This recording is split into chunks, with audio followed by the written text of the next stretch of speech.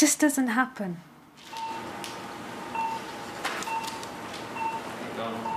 Peter Butler is frustrated by the limitations of conventional surgery in reconstructing the human face. The skin of the face is very specialized. If you drop a line from your hairline down to your chin, you'll go through at least 5 to 6 different thicknesses of epidermis and dermis, different numbers of hair follicles, sweat glands, pigmentatory changes in the skin. If you think of the skin of the eyelid, it's very, very thin in comparison, say, to the cheek. So the thicknesses of those two elements are very difficult to reconstruct using thigh skin or back skin because it doesn't produce that type of look. So it's quite complex, and our reconstructive abilities are okay when we come to small areas of the face because we can borrow from other areas of the face to reconstruct it. But when it comes to damage of all the face, we don't have any spare skin of the face hanging around. We don't have any spare lips hanging around. So to reconstruct these with other parts of the body produces not a very good effect. Conventional surgery has always been limited in what it can do with facial reconstruction. It's always been limited. Because yes, you can give a covering, but whether you can make it look normal is a totally different argument and question. My nose doesn't look normal. My eyes, my eyelids, they can't ever look normal. My ears. My forehead's got skin from my thigh. My eyes, they got skin from my groin. I mean, my eyelids came from there. And you can clearly see they couldn't match them. They don't look the same. For my lip, they've got it from the back of my ears. My nose came from my backside. It doesn't look the same. You know, so it's impossible to make it look normal.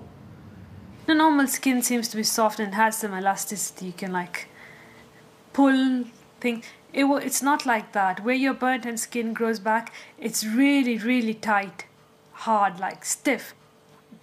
You see when you have like roast chicken that's really dry, yeah? That kind of feeling, like this skin is dry and the other one's smooth and soft. After 4 months of waiting, doctors in Amiens were finally given the permission they had been waiting for. The ethical committee agreed that all the medical questions had been answered and Isabelle's operation could go ahead.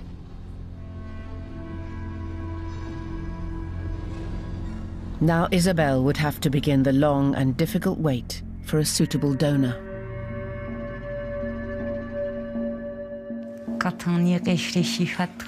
Unless you think things over carefully, it might seem like you're waiting for someone's death. So you can salvage part of them. It's an idea that is hard to shake off. The donor had to be of a similar age and have the same skin color and blood group as Isabelle. Even if a donor could be found, there would be no guarantee the family would give permission for the face to be used.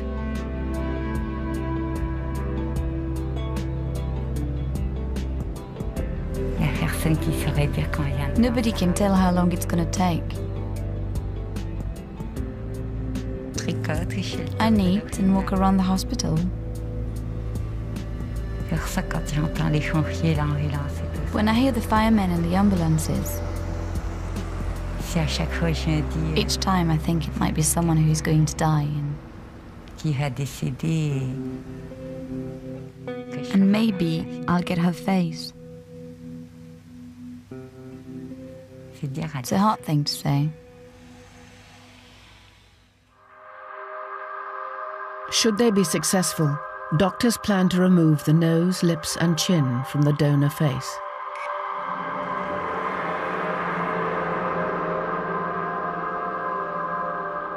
As well as the skin and the underlying muscles, arteries and nerves would have to be carefully detached and connected to Isabelle's own face in a 15-hour operation.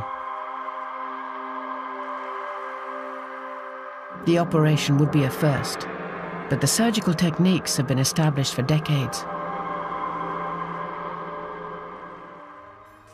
During the Second World War, surgeons operating on a group of severely burned airmen known as the Guinea Pig Club, used skin from different parts of the body to rebuild the face, with remarkable results.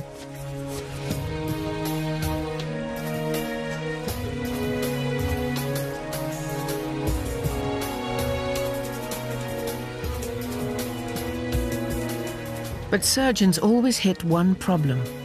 Whenever they tried to transplant skin from one person to another, it would always be rejected. We thought it would be impossible to transplant skin in a human because of its antigenicity. In other words, it was very likely to undergo a rejection process. Clint Hallam, the first hand transplant, disproved all of that. In 1998, a team of doctors showed that transplanting skin and muscle was possible when they successfully gave Clint Hallam a new hand. My first thoughts when I saw my hand was that it was a miracle. The operation had been made possible thanks to new anti-rejection drugs, which work to suppress the body's natural immune system to prevent donated organs from being rejected.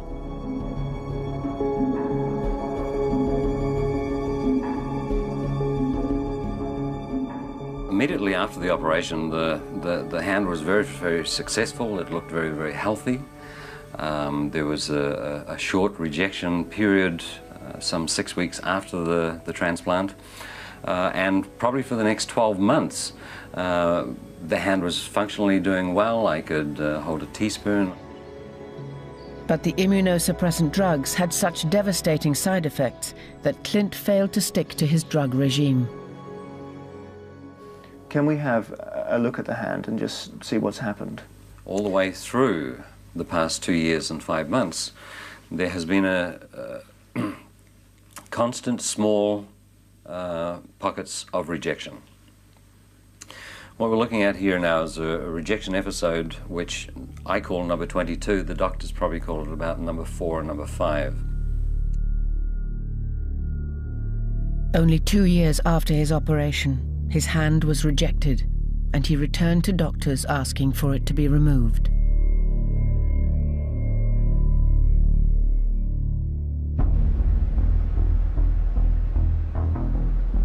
In Amiens, the medical team were well aware of the long-term physical effects which lay ahead for a patient like Isabelle.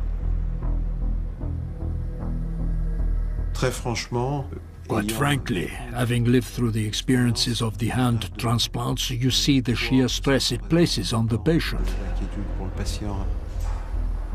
Obviously, I had to make it clear that this treatment was not a certainty. That's without doubt the negative side of this whole thing. No one could be certain whether any patient would be able to fully comprehend the full implications of this untested procedure. Many doctors fear that in their desperation, some patients might overlook the negative consequences.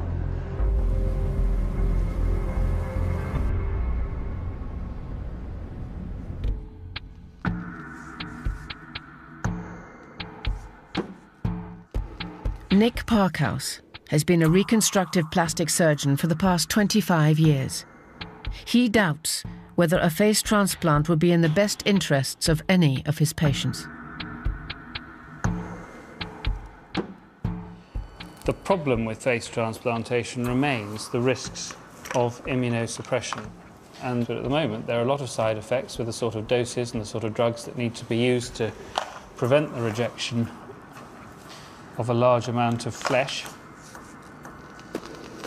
They include cancer, which is obviously something which is to be taken very seriously, given that you have to take these drugs for the rest of your life to stop the face being rejected.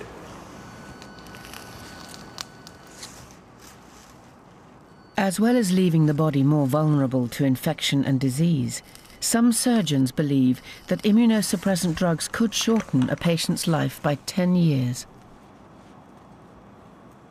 I do think that anybody that would want to take immunosuppressants would be bonkers. It's not for me, but that's a personal thing. But then again, if I felt so bad about the way I looked, then I would be prepared to go through almost any hell to get rid of the problem that I had. What's a life when you know I'm going to live till 100 and you're hiding in a room without a face? You're just hiding from the world. You're just living inside that house. What are you doing? What are you what is the aim of being alive then? So it's worth it. Even immunosuppressive drugs don't give you a 100% guarantee that you're not going to end up with rejection. It would mean that the face became very swollen and inflamed, and then ultimately became necrotic or died or gangrenous, and then had to be removed. But it would be a pretty horrendous experience for anybody. Besides the medical risks, there are serious concerns about the long-term psychological consequences of transferring one person's face onto another. The popular misconception of the general public is that if I donate the face of my loved one, I will see them walking down the street. And that really comes from the movie Face Off, which actually talks about an identity transfer. And in looking at the face, if you take the skin envelope off a face, which is pliable, and put it on the facial bones, it'll remold over those facial bones to give you most of the features from the facial bones beneath, but the skin tone and texture of the transplanted skin. The computer graphic shows how a skin envelope is removed from the face of the donor on the left and placed onto the underlying bone structure of the recipient. The result is a new transplanted face, which is a hybrid of both faces combined. Photographs give a better idea of what the final outcome will be. The new face in the center has a distinct appearance, but looks more like the recipient on the right than the donor on the left. But some people remain unconvinced that taking on the face of another will be an easy thing to get used to. James Partridge was just 18 years old when his Land Rover caught fire. This is what I saw the first time that I looked in the mirror. Pretty shocking, and I wasn't able to look at the full mirror, actually, when I first looked.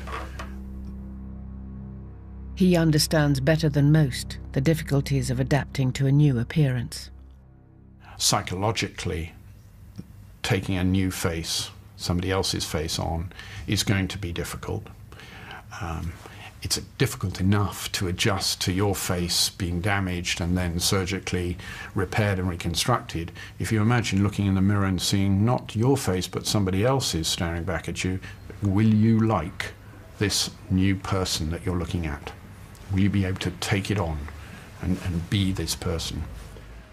If you have your own skin transplanted, you can still say this is me and this is mine.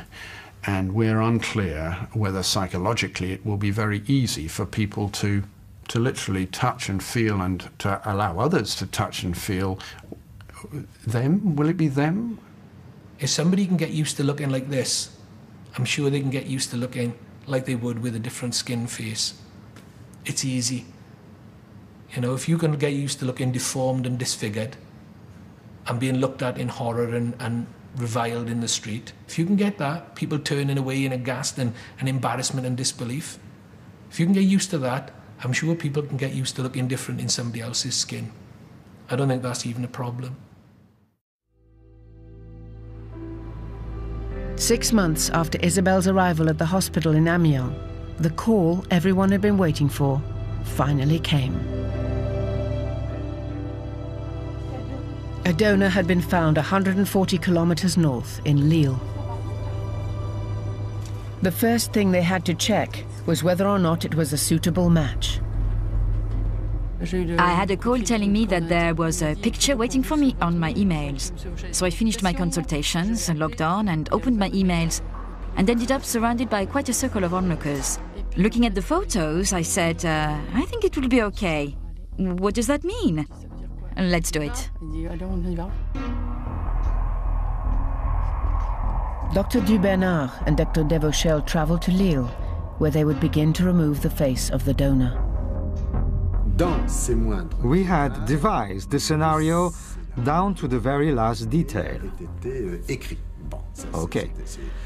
Our only worry was, how should I say, that we had waited too long and might have jeopardized our initial project